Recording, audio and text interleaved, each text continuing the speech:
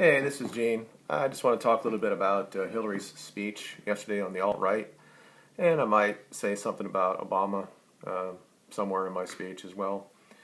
But let me start by saying this. Thank you. I went over 100%, 100 subscribers. I think I have 111, so thank you to those who did that. So let me talk about Hillary's speech. Um, Overall, very short, 17 minutes. I didn't watch it all because I can't really watch her. She kind of like infuriates me. But I read the text and then I watched on the sign bots. I can't talk. And I watched a couple things that were kind of against her from Autonomy 87, and I'll link it below, and also something from Infowars with Paul from there. So I'll link that below as well. But the problem I had about the speech is that she basically painted everybody who had any type of dissent of I guess, her progressive agenda. And there were 4 or 5 or 6 things that she brought up, and these are things I talk about all the time on my channel. And if we say anything against it, it becomes we're racist, we're sexist, we're misogynists, we hate Muslims, so we're Islamophobists. Um, so they talked about this. She said that his supporters are anti-women. So I assume that she was talking about the fact that a lot of people on the right don't like abortion. And on this channel, those who watch me, I think I've had 2 or 3 videos about abortion. And I don't really talk about the act of abortion.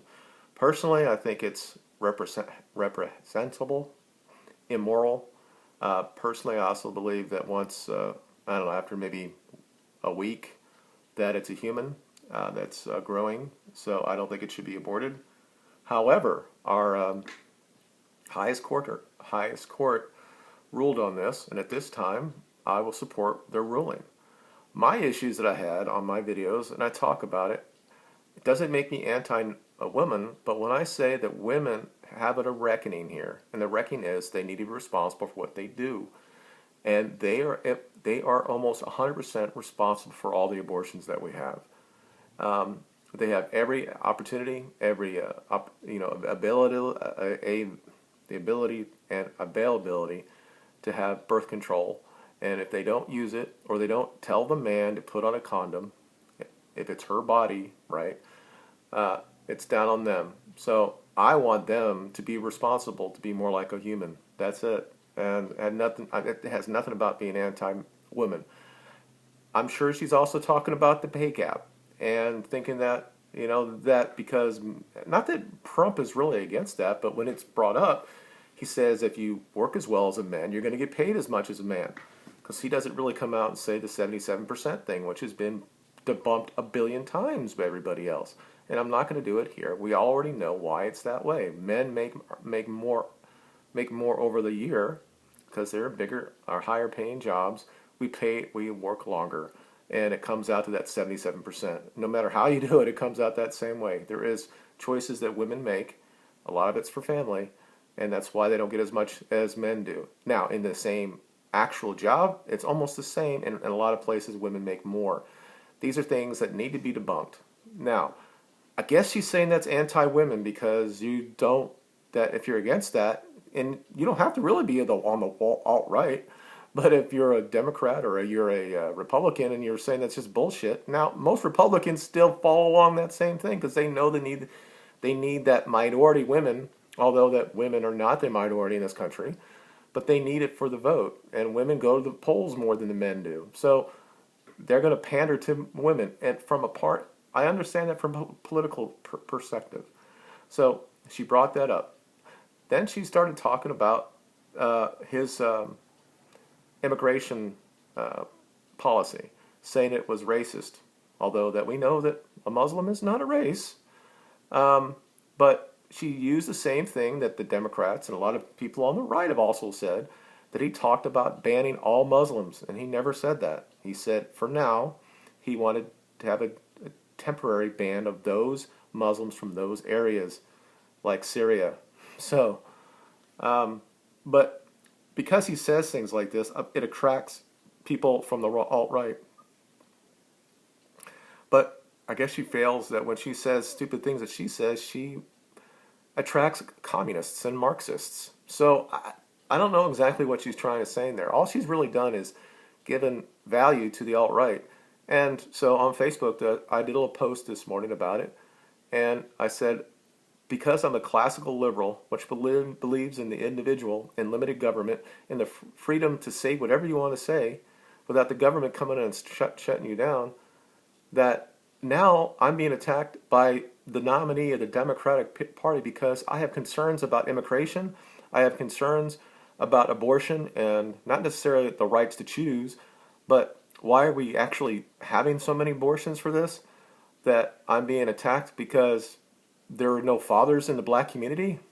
And so when we talk about stuff like that, and every time that he brings up something in the black community, she calls him like racist for talking to people that way, to black people like that, saying, hey, we can do better, and I'm going to be the guy that's going to do that. And guess what? I'm not a quote unquote a supporter of Trump. 18 months ago, when he was going to run, I thought it was a laugh, and I think in a lot of ways he probably thought it was going to be a laugh. But let's be clear about something here. The whole birther thing that I said, and I've said it till today, that I was never going to vote for a man that brought that up, that tried to defame elected president that Obama was. But guess what? He didn't start it. That started from the Democratic side, the one that supported Hillary when she went against him in 2008. And this is the fact that it's being covered up by the mainstream media. Of course it is. Also, I guess she thinks that if there's questions about her health, that's sexist in nature. I don't really understand that. 2008, they did it to McCain all the frickin' time. And here's a guy that's been through a lot of shit in his life. And you know what? I don't agree with all his stuff, but I obviously salute him for being a POW and serving this country as I did, but he really did it in a world war. So every day, within the last 6 months before the election, they were talking about his health. So eventually he gave everything out, several things about his health. And even today, he looks a hell of a lot better shape than she is. So you go on, you watch these TV shows on CNN, Fox even, and MSNBC, and they will bring this up. They will say that even asking that question, that it's sexist in nature. And I'm like, okay, if I'm on the debate panel, and you've been sitting there hearing this forever, I'm like, why can't we ask? We did it in 2008. Everybody wanted to see what McCain was doing. Is there a problem? We can't ask that question. Maybe that person shouldn't be in office. And then, you'll see they'll all gasp and say, now you're being misogynist, and now you're harassing me. And this is another thing that people on the regressive left, and even though Hillary used the regressive playbook here, I don't really believe she's a regressive. She's a corrupt politician that we haven't seen since. I don't even think that Nixon can really compare here, or LBJ. She is the worst, and probably the worst corrupt politician in my lifetime, without doubt. But now I forgot what I was going to say about her. See what happens when I talk about Clinton being a corrupt person. But I was talking about that everything's sexist when you talk about her, and geez, I forgot what I was going to do. Anyway, so so even though she's not a regressive, she has all the people that are quote unquote regressives like feminists, and they have this little trope that they put out there, and these little things, these words like trigger warning, safe spaces, or I can't allow people on campus that have a different opinion than I have to be, or I have to yell at my professor saying this is my home, and I got to scream like I'm a little baby. That I have to be able to have a little dog to soothe me after I hear something I can't deal with. So it was nice to see that I think it was University of Chicago actually said there are not going to be any more safe spaces anymore. So hopefully we're making that little turn away from that craziness that's happening on campuses right now. This is the left that we had in the 60s that will have debate on campuses. And they would let conservative people talk, and we had leftist people to talk, and we had this debate. And at the end of the day, I think that that movement actually helped the end of the world, the Vietnam War. What's happening now is that the new left, the regressive left, is so authoritarian in nature that they want to stifle any type of debate. And they do this by going to places like Twitter, Facebook, and say, hey, let's censor conservative voices. And they don't necessarily do that. If you say anything about Muslims, they will shut you down. If you say anything about black people and there's no fathers in the black community, they will shut you down. Almost all the people who have been censored on Twitter have been from the conservative side of political sphere. And leftists can pretty much say anything they want to on Twitter or on Facebook and just continually say it. Now, these are private corporations, and I have no problem with that. They have that as their right, but they shouldn't go out there and say that their medium is for free speech, because it's not. And what's going on the left now, and we're allowing it to happen the last 15, 20 years, is that the people in academia have gotten so much power, and now they're part of these little political, either CPAC, not CPAC, but like PACs, and they end up being right next to our political leaders like Huma, or people that are they have the ears of the president, and they say, oh, we got to do this for women. I got to do this for women because we have to get the vote. Whether or not it's true or not, we're going to say it. We're going to have this thing about, a fair pay act, which we've had for 60 years in this country. So all this stuff is going on, and it's all from the left. So what I did on Facebook is I put a little post out there saying that the left has left me, and that I'm not all right. Just because I say something's on Facebook doesn't mean I'm part of the alt right.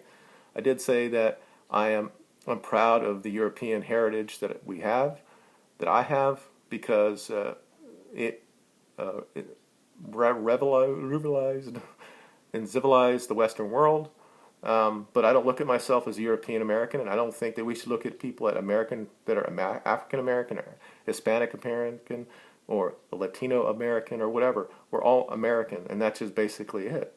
So now, overall, I think that I think it was a stupid thing to do. That all she did was just give more credence to the alt-right, or people are going to go and see, well, what that's about. Because there's still always going to be maybe 5% of the people in the country, regardless of race, that have some sort of nationalistic or even worse than that. There's nothing wrong with nationalism, but the next level of it, to say that white people are the greatest and everybody should be, I only want to live with white people. Because there are people that are black that do the same thing, the Black Power movement. So it's something that's happened since the dawn of history. You can't, I can't go over to the Asian theater and look at a China person from China or someone from Japan and say how I can't really tell the difference, but they know, and they don't want to be around each other. So this is not new to the white people. We didn't invent it. We didn't invent slavery, but you know what we did do? We stopped it. And in the Muslim world, black people are still slaves. So, also, before I want to leave, overall, I think that she did a stupid thing here, because now people are going to find out more about the alt-right, and I think more and more Democrats are going to go to those websites like InfoWars and see some things. Now, I don't want to believe everything that Alex Jones says, but he allows me I can go research it after looking on him and find out he's being stupid, or maybe there's something here. Also, about Obama. He had a real opportunity here after he got reelected. He didn't have to face another reelection. He could have done so many things. He could have talked about the dearth of fathers in the black community. He could talk about the racial issues that we have in this country, instead of saying Traven could look like my son. He could have been above all that, because he said he was when we first elected him. He never looked. He said that white and blue and this black America. He didn't say that we're all, you're the black or you're white or something like that. But he couldn't do it because he is so cowed down to the feminists and what they believe. And this is what they believe, people. They believe that all the problems in our society is caused by the white male. Not just the white male, but all males in general. But since in their feeble minds. They think that since we have all the privileges, it's all our fault. So they have to try to change us in every way they can. So they go on campuses and they change rules. Instead of having a certain 80 to 20% proof, now it's just 50.1 to say, yeah, you did it, you're off campus. All I have to do is accuse you of it and you're gone. Just because if you went out on a bad date with somebody and you decide you didn't like it, you just tell somebody that he did something to you, and then he's out of there. These are all feminist things. The pay gap, or all these things that they've been harping on forever, that have been debunked over and over again from independent people, and he continually says it to get their vote. And so I was hoping that he might actually talk about male issues, and he just never did. People have been asking him to have a male conference for years, and he wouldn't do it. He never won't talk about. All we talk about is things that they could do for females in this country. Meanwhile, it's the men and the boys that are failing. So, in this area, even though I voted for him twice, I lost all respect for him. I don't really care. He didn't go to Louisiana. That doesn't shock me at all. He had to go do what he had to do. I didn't think he was part of some sort of agenda, but I think he was all along. And when I actually look back and say what he did, he's never had a real job in his life.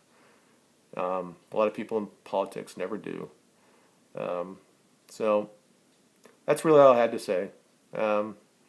Thanks for watching. If you have any comments, let me know. I will try to link that thing from InfoWars for you guys to take a look at. I would imagine that most people know who Paul J. Wilson or Watson is, part of InfoWars. So thanks for watching, and we'll talk to you later. Bye.